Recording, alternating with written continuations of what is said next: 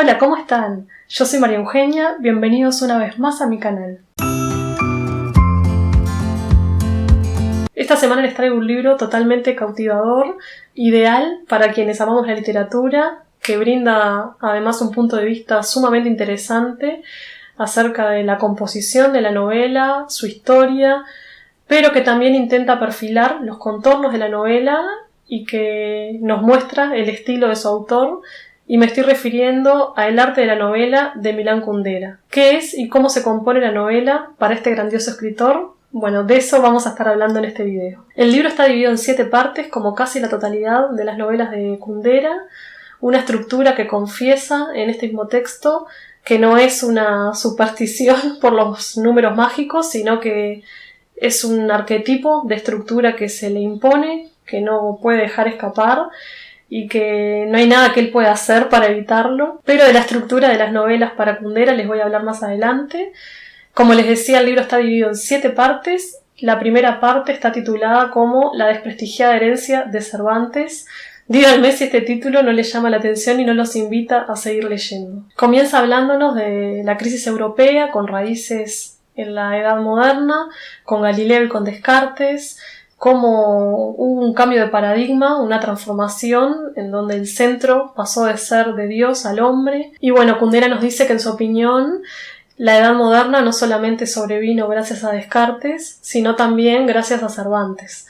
Y que si el ser fue olvidado o dejado de lado gracias al avance de las ciencias, luego de 4 siglos de novela, este ser fue recuperado, comenzando precisamente por Cervantes. ¿Y por qué dice esto? Porque Kundera considera que la novela revela diferentes aspectos de la existencia y va ejemplificando. Entonces así dice que Cervantes revela la aventura, que Balzac manifiesta el arraigo del hombre en la historia. Con Flaubert se indaga lo cotidiano y con Tolstoy se muestra cómo el comportamiento, la acción del hombre puede tener un punto de partida irracional. Porque cuando triunfa la razón en la Edad Moderna, lo irracional pasa a ser protagonista. Como verán, no solamente expone su postura, sino que también va recorriendo y citando a diferentes exponentes de la novela a través de la historia. Dice algo así como que la novela es el reflejo del hombre a partir de la Edad Moderna y que es el fruto de Europa. Y justamente es Cervantes quien muestra el mundo de su tiempo como una ambigüedad entre degradación y progreso. Esta ambigüedad, esta relatividad de las cosas es lo que Kundera resalta como algo característico de la novela. Como el centro pasó de estar en Dios a estar en el hombre, dice Kundera que el hombre empieza a sentirse perdido, que queda con una incertidumbre total en ausencia de ese Dios todopoderoso. Y bueno, justamente es esta ausencia de lo absoluto, el tener que lidiar con que las cosas son relativas, con que no hay una verdad única, es lo que fue captado en definitiva por la novela. Y nos cuenta Kundera que Cervantes o Diderot con Jacques el Fatalista parten de la ociosidad, o sea que la aventura sale de la necesidad que tiene el hombre de evadirse de lo cotidiano, de la repetición, de lo rutinario. Pero luego esta aventura exterior ya no va a ser suficiente y se va a dar paso a la aventura del alma, digamos, a lo interno. Entonces, redondeando, Kundera hace un paralelismo entre el recorrido de la novela y la Edad Moderna y entiende que la finalidad de la novela es reconocer o descubrir aspectos de la existencia hasta entonces desconocidos. Y como con el transcurso de la historia van variando esas parcelas existenciales, la novela también va a ir mutando a la par según la época. También nos habla en este capítulo de la supuesta extinción de la novela, porque se ha dicho que la novela está condenada a desaparecer, y acá se para a reflexionar Kundera en cuanto a que en realidad la novela muere cuando sale de su historia, por ejemplo con los regímenes totalitarios, cuando hay censura, cuando hay prohibiciones. En estas consideraciones claramente salen a relucir las vivencias de Kundera. Dice que él ha visto y vivido la muerte real de la novela en los regímenes totalitarios donde hay una sola verdad, una única mirada de las cosas, una única ideología, la novela no tiene cabida ni razón de ser. Y otra cosa que menciona respecto a esto es que las novelas publicadas en estos regímenes, que no hay libertades, no dicen nada nuevo, solamente se limitan a confirmar cosas que ya se dijeron con anterioridad, pero no revelan nada. Entonces, por lo tanto, no podría hablarse en estos casos de novela. Con respecto a una variante dentro de este mismo tema, a la pregunta de si la novela ya agotó todas sus posibilidades, Kundera entiende que en realidad lo que hay son posibilidades no aprovechadas. Habla de llamadas no escuchadas. Por ejemplo, la llamada del juego o de lo lúdico, tan desarrollada por Diderot con Jacques el Fatalista en el siglo XVIII. También habla de la llamada del sueño, de fusionar sueño y realidad. Acá sitúa a Kafka. También menciona la llamada del pensamiento y cita a Musil y a Broch. Y nos habla por último de la llamada del tiempo y nos dice que se han desaprovechado estas llamadas porque las novelas quedaron encorsetadas, digamos, con el principio de la verosimilitud, dejaron de dejar librada, valga la redundancia, la imaginación, quedaron estancadas por no animarse a explorar otras facetas, por respetar lo realista, la cronología de los hechos, se cercenó mucho la imaginación. Y se pregunta si la razón de la novela salvar al ser del olvido no es más necesaria hoy que nunca. A pesar de que responde afirmativamente a esta interrogante, reflexiona acerca del papel que tienen los medios de comunicación, la masificación, las simplificaciones y los clichés para poder alcanzar un mayor número de público, una mayor audiencia. Son reflexiones que realmente hacen detenerse a pensar. Por lo tanto, en este ensayo no solamente habla Kundera de su postura personal, sino que también habla de historia, de política, de literatura, bueno, ni que hablar. Pero es interesantísimo cómo va cotejando y contrastando los distintos temas. Es un ensayo que me parece imperdible. Además, nos habla del espíritu de la novela, que es complejo porque, como les decía, la verdad no es aprehensible, pero también es continuo porque cada obra reacciona a la precedente, como todo en la vida. Siempre lo nuevo es una reacción a lo anterior, es una forma de rebeldía. Por eso creo que está buenísimo leer este tipo de ensayos porque nos ubican mucho mejor dentro del universo literario y nos ayudan a comprender por qué las obras surgieron en el momento que surgieron y cuál fue su valor histórico, además del valor académico, por decir de alguna manera. Muchísimo mejor si se pueden leer varias opiniones, no quedarse con una sola. De hecho, yo estoy por terminar la gran novela latinoamericana de Carlos Fuentes, que me está gustando muchísimo, y si les interesa, hago un video respecto a ese libro también.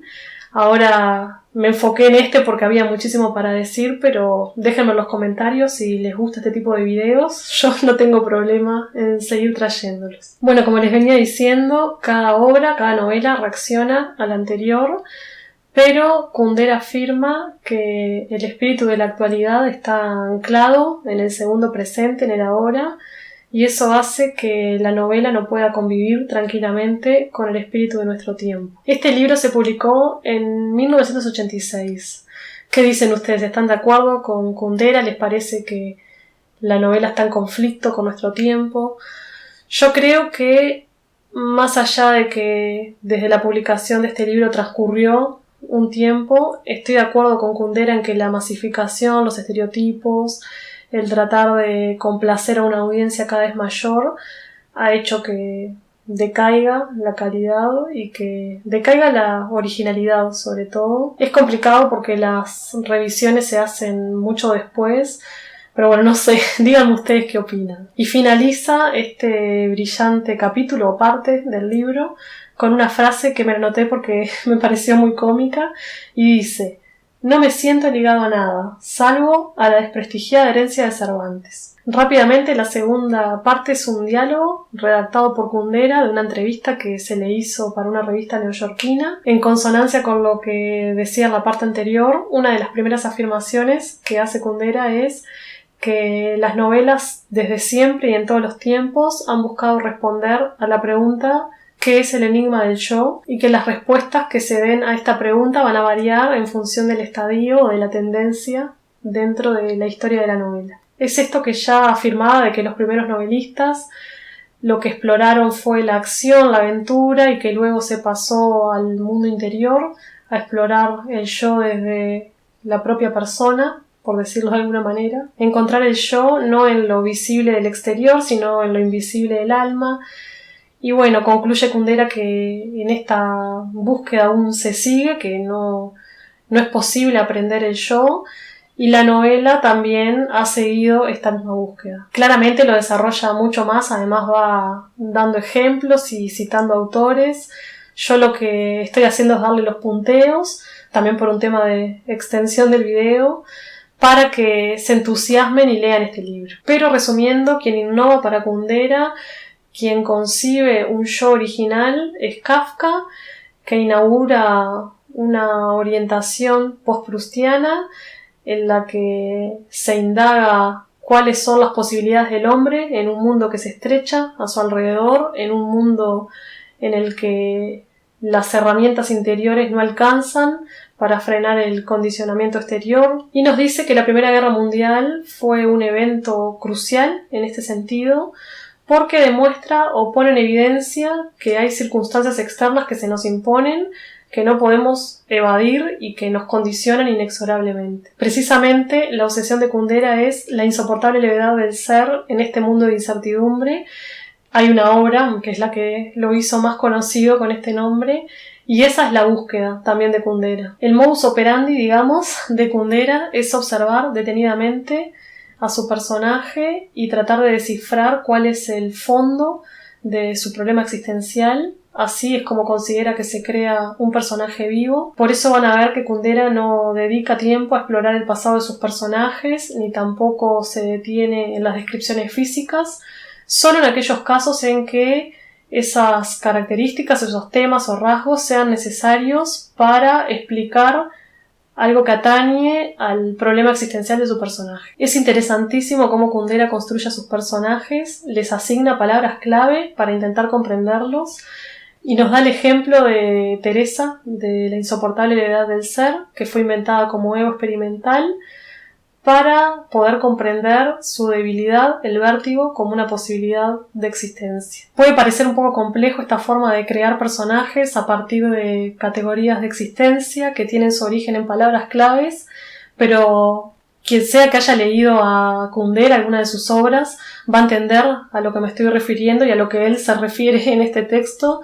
Él utiliza como palabras que son las que van formando el personaje, que además repite a lo largo de la historia, y esas palabras que forman el personaje a su vez se contrarrestan con otras que usualmente las posee otro personaje. Sus novelas son una constante meditación, interrogación, nos dice, pero además nos comparte sus principios del arte de la novela, como por ejemplo dejar de lado las cuestiones históricas, salvo que tengan relación o revelen algo esencial respecto a la existencia del personaje, porque la novela no refleja la realidad, sino justamente la existencia, y la existencia no es nada más ni nada menos que un abanico de posibilidades que tiene el hombre, lo que puede llegar a ser. Quizás esto sea un poco teórico, pero realmente uno puede ver en los textos de Kundera la repercusión de esto que dice, de esto que piensa. Además me parece espectacular su mirada, su lógica y la manera de someter a discusión los tópicos que entran en conflicto con esa misma lógica. Y para rematar su postura y también dar mayor claridad, finaliza diciendo: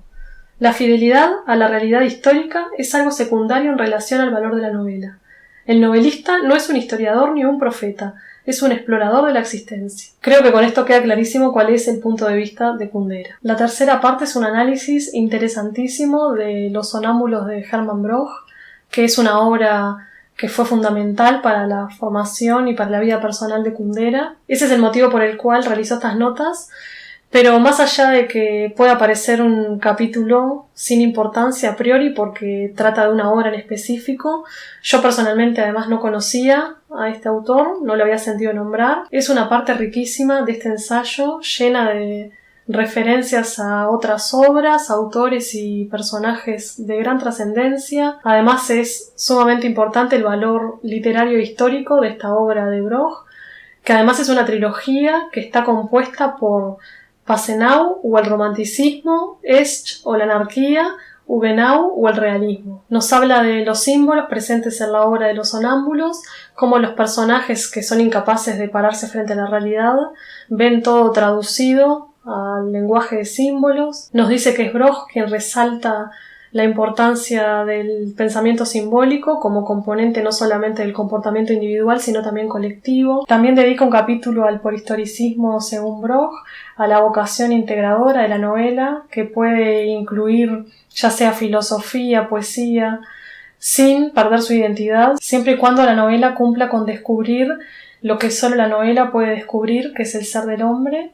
También nos habla del modernismo y de cómo Broch fue un modernista, no en el sentido convencional del término, sino por lo innovador, que no es muy conocido, que fue descubierto mucho después de su muerte. Es una parte muy interesante que además, como les decía, menciona a otros autores, obras y personajes, por ejemplo Kirillov, el personaje paradigmático de los demonios de Dostoyevsky.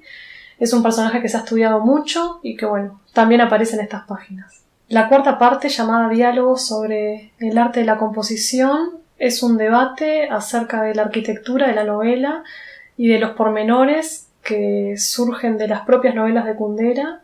Acá van a tener cuáles son los requisitos indispensables para el autor para llegar a alcanzar un buen arte de la novela. Por ejemplo, la condensación, o sea, no abandonar la complejidad que requiere una novela, abordar la existencia, pero sí ir al meollo de la cuestión. Otro requisito que Kundera considera indispensable para un buen arte de la novela es la que él llama polifonía novelesca, haciendo un paralelismo con la música, con la polifonía musical, y es la fusión o la unión de varias líneas narrativas, de varias voces, en un único conjunto. Me pareció maravilloso cómo compara la composición de la novela con la de la música, cómo hay una correlación entre música y literatura. Evidentemente la música fue otra de las grandes pasiones de Kundera, porque habla con muchísima propiedad, se nota que sabe muchísimo del tema, y me alucinó cómo hay correlación entre las obras musicales que él escuchaba, por ejemplo Beethoven, Bach, con la estructura que tienen sus novelas. Y esto no es casualidad, sino que la forma, la estructura de la música que lo condicionó desde muy pequeño también tiene su expresión en la estructura de sus novelas. Es justamente lo que yo les comentaba al comienzo, que Kundera dice que no puede escapar de estas estructuras, de estas formas arquetípicas, y que todas sus novelas tienen 7 partes, excepto La despedida, que fue su última novela, que tiene una historia única, una única voz. Es como la contrapartida a todo el resto de sus novelas, que tienen varias voces iguales, donde ninguna predomina, donde todas coexisten y se funden. Sería una composición polifónica con elementos disímiles unidos en una estructura dividida en 7 partes. Por eso Kundera da mucha importancia al tempo de las novelas, y cada cambio de las novelas va a repercutir en un cambio de la atmósfera emocional. Pero lo que defiende principalmente Kundera es la libertad de la novela, liberarla de automatismos y verbalismos novelescos, y dice que su obsesión es lograr fundir la extrema gravedad de la pregunta con la extrema levedad de la forma. O sea, un estilo que sea leve, frívolo, con un tema que sea, o un cuestionamiento que sea grave y profundo. Kundera construye la novela primero haciendo una composición de la historia novelesca y luego yendo sobre los temas. Y dice que es sosa o llana la novela, que solamente se contenta con desarrollar la historia sin hacer una composición de temas. Asimismo llama a digresión, a tratar un tema en solitario, o sea, abandonar la historia novelesca. También nos cuenta cómo realiza la iluminación de sus personajes. ¿A qué se refiere Kundera con iluminación de los personajes? Bueno, en La broma, por ejemplo, hay 5 narradores, o 4, no recuerdo bien, pero hay un personaje que no tiene voz propia en la narración, que solamente lo conocemos a través del resto de los narradores, de 2 de ellos, precisamente.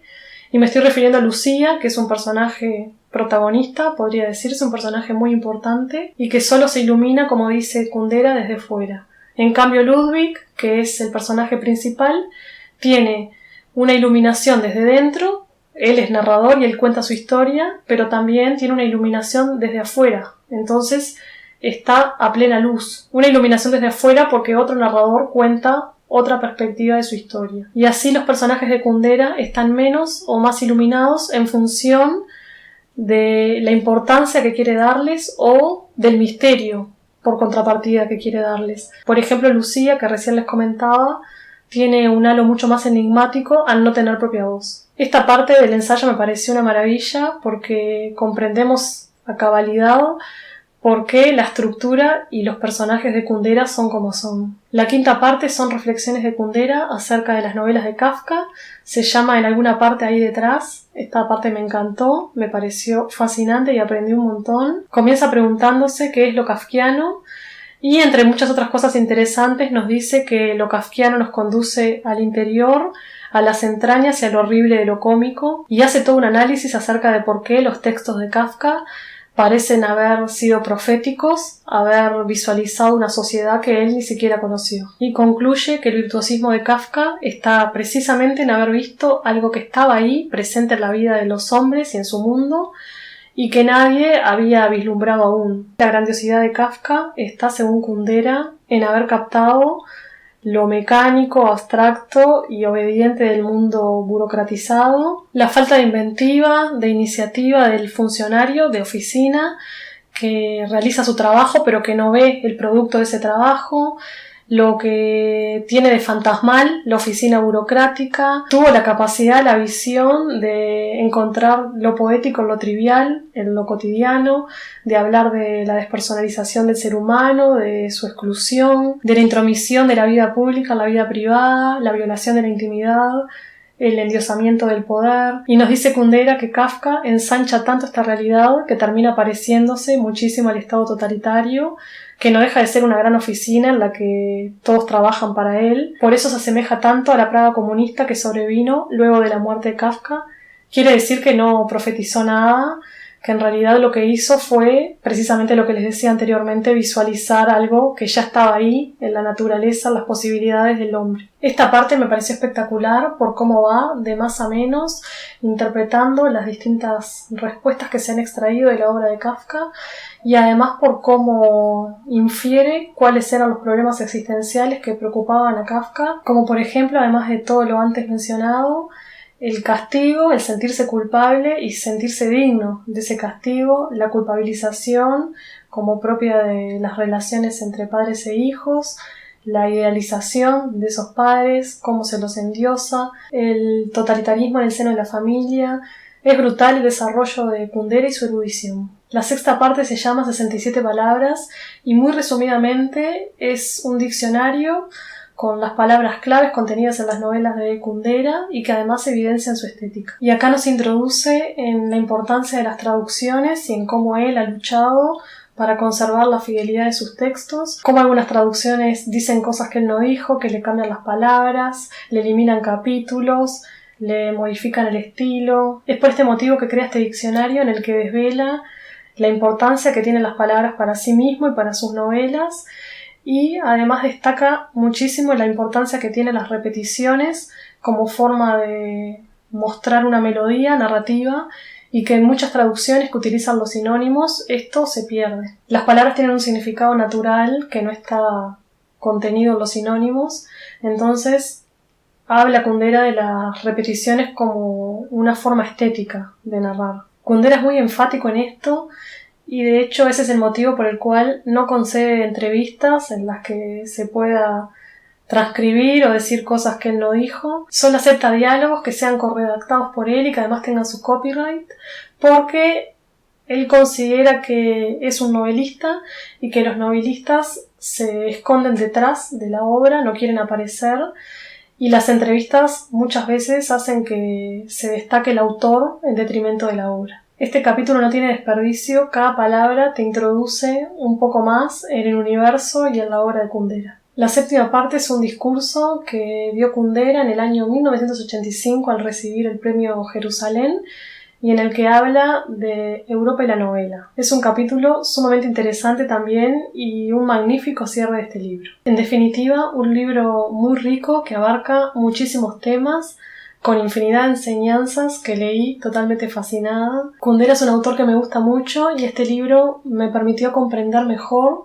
su universo literario y hasta personal. Se los recomiendo muchísimo. Y esto es todo por hoy. Llegó el momento de despedirme. Espero que hayan disfrutado del video, que les haya parecido útil o al menos interesante, pero lo principal es que se lleven las ganas de leerlo. Les mando un beso gigante y nos vemos en otro encuentro en un libro más cerca.